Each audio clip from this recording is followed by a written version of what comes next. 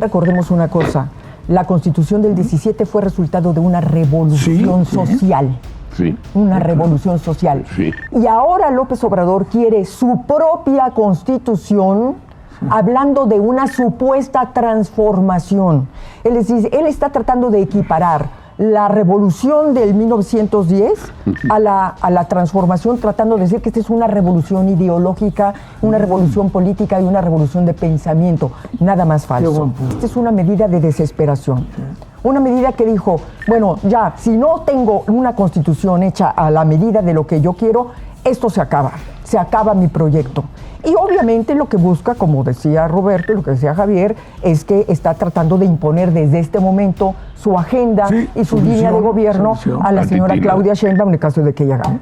Pero el presidente ayer se echó, yo me eché completo todo el programa. Media hora, Roberto, media hora de una introducción para dormirse.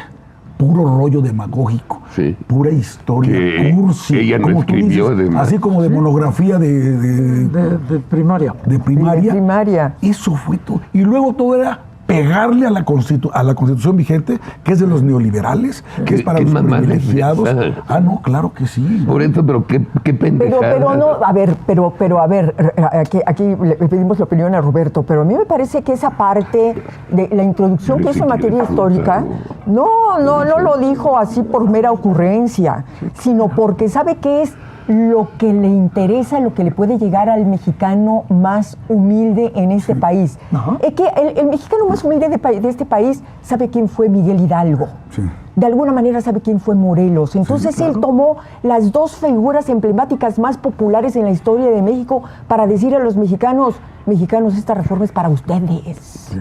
Es para los más pobres, o no sé qué opinas, Roberto. Sí, coincido plenamente. Y él siempre ha venido jugando con este tema de la oligarquía, de los conservadores, y hoy, en pleno proceso electoral, él está creando el refuerzo de este enemigo para poder decirle a la gente, ¿son ellos o seguimos nosotros? Así es. Vamos con nuestro proyecto ideológico, porque es el gran problema de la administración del presidente Obrador, es que todo lo mete al campo de la ideología. Sí.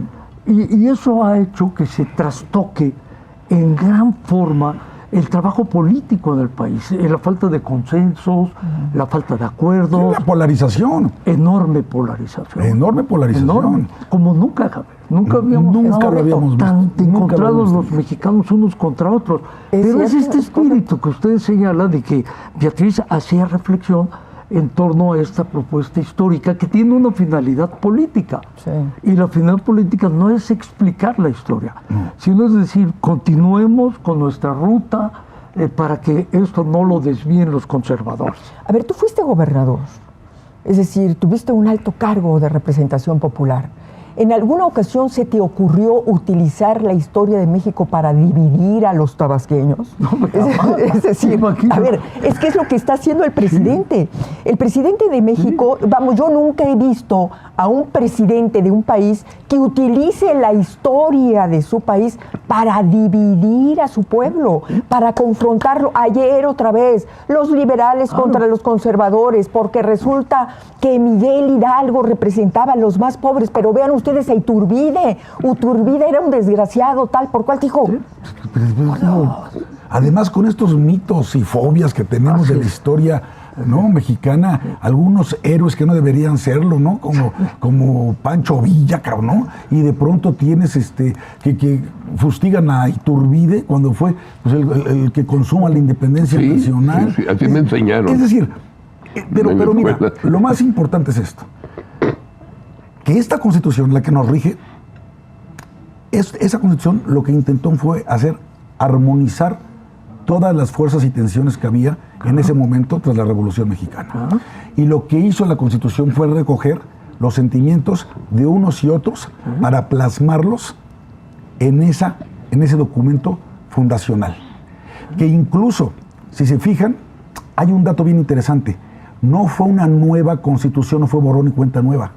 Dice, Constitución del 5 de febrero de 1917, que reforma y adiciona la de 5 de febrero de 1857. Correcto. Es decir, no era una nueva constitución. No. Cuidaron hasta la forma del procedimiento del proceso legislativo como una auténtica asamblea constituyente. ¿Ves? Entonces, eso nos debe decir mucho. Y de ahí viene también el arreglo de por qué hay una división de poderes. Y de ahí viene el arreglo de por qué los militares no deben participar en tareas civiles. Es decir, hay tantas cosas, ¿no? Y bueno, de ahí viene también el juicio de amparo, que es uno de los instrumentos más poderosos que tiene la gente frente al poder. Entonces, y la supremacía de la Constitución. Vienen cosas muy, muy interesantes que han venido evolucionando. Aquí tengo, que no es obviamente un resumen mío, pero que me gustó mucho, que ha estado haciendo este abogado Burgoa, no sé si lo tienen presente. ¿Cómo no? Sí. Que ayer este abogado, le mando saludos a Francisco Burgoa, dice, ok, lleva 770 reformas esta Constitución. Sí, claro. Y es una locura. No es ninguna locura. La Constitución se tiene que ir adaptando al mundo real. Sí. No puede seguir regido por lo que existía en 1917. Sí, de acuerdo. ¿Ves? No, entonces, por eso ha habido reformas. Sí, claro. Y los órganos constitucionales autónomos, ya con esto me callo el hocico, con los órganos constitucionales autónomos no son para la oligarquía, para robar, para abusar, No, señor, es para quitarle poder al Ejecutivo y evitar que abuse de ese poder. Por eso son órganos constitucionales autónomos, para que funjan como auténticos contrapesos. Esos los quiere destruir este émulo de dictador. Ahí está en su iniciativa, ¿verdad?, ese planteamiento. Y ahorita te escuchaba, cuando uno ve el diario de debates de 1917, es verdaderamente una lección de la riqueza que tiene este país en la diversidad. Y lo que trata de hacer el presidente es poner de manera impositiva su verdad. Su verdad. No permite la discusión, no permite la deliberación, que se dio con mucha profundidad en ese debate de 1917. Y de ahí surge esa Constitución. Esa Constitución. Que ahora necesite mejoras. Puede ser que sí. Y las ha tenido. Sí. Yo creo que las ha tenido. Ha habido grandes avances en nuestra Constitución. Pero mira, lo que ustedes dicen, tanto Roberto como Javier, hay un punto. Efectivamente hubo un gran debate. Pero también recordemos una cosa.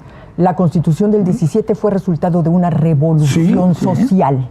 Sí. Una revolución social. Sí. Y ahora López Obrador quiere su propia Constitución, hablando de una supuesta transformación. Él está tratando de equiparar la revolución del 1910 a la transformación, tratando de decir que esta es una revolución ideológica, una revolución política y una revolución de pensamiento. Nada más falso. Qué buen punto. ¿No? Nada más falso. Por eso le llaman la cuarta transformación, porque dice, la primera fue la independencia, la segunda, las leyes de reforma, la tercera, la Revolución Mexicana, y la cuarta somos nosotros. ¡Qué chingón eres! ¿Y por qué se te ocurre hasta el último año? Hasta el último año, es más, no falta ni un año. Te voy a decir por qué. Presentar todo este paquete de reformas. Te voy a decir por qué. Es lo que yo pregunto. A ver, te voy a decir por qué. Mira, yo creo, a ver, ¿qué piensan ustedes? Pero yo creo que la primera, él creyó que no iba a necesitar de una nueva Constitución, López Obrador, porque consideró que su popularidad le iba a ser suficiente para poder cambiar las cosas y para mantener la mayoría en el Congreso, cosa que no ocurrió en el 21. Claro. En el 21 pierde la mayoría calificada. Entonces, claro, al perderla, obviamente, ¿qué es lo que necesita para trascender su proyecto? Necesita de una reforma constitucional y en la mejor de las situaciones, de una nueva Constitución hecha a su medida. Pero yo creo que este no era su cálculo original. Porque he escuchado mucho eso que tú dices, Carlos, de que por qué hasta ahora. Hasta ahora porque esta es una medida de desesperación.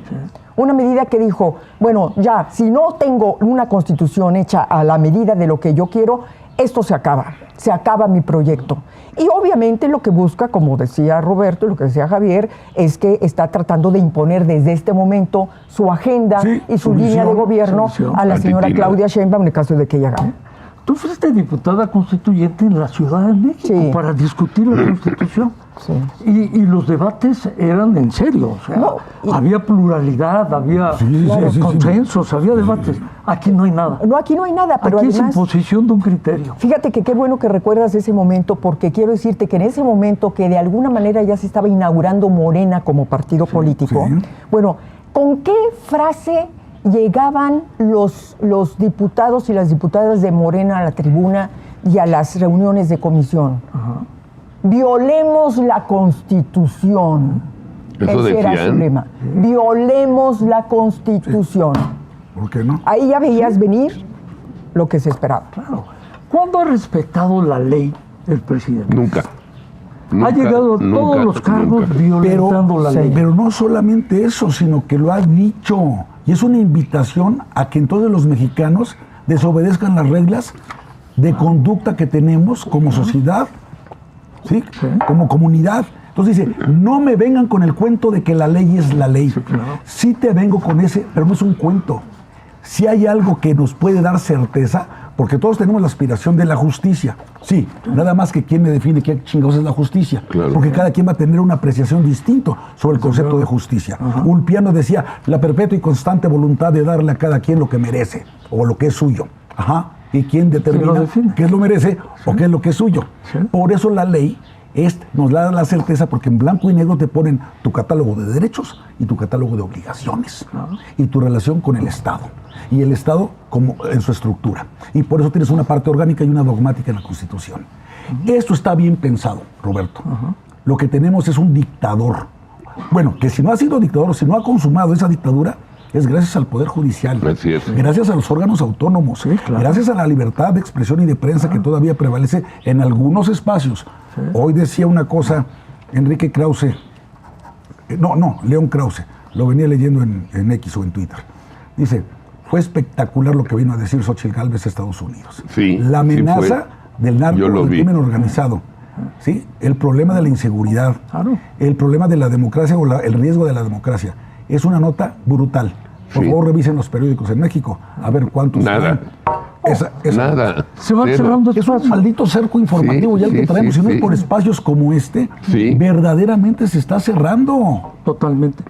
Porque por primera vez, y eso es algo que se ha venido viendo a través de estos meses, el presidente se está metiendo no solo en el espacio informativo del medio y tratar de acotar. No me gusta tal comentarista, hay que quitarlo. No me gusta tal personalidad en X medio, hay que quitarlo.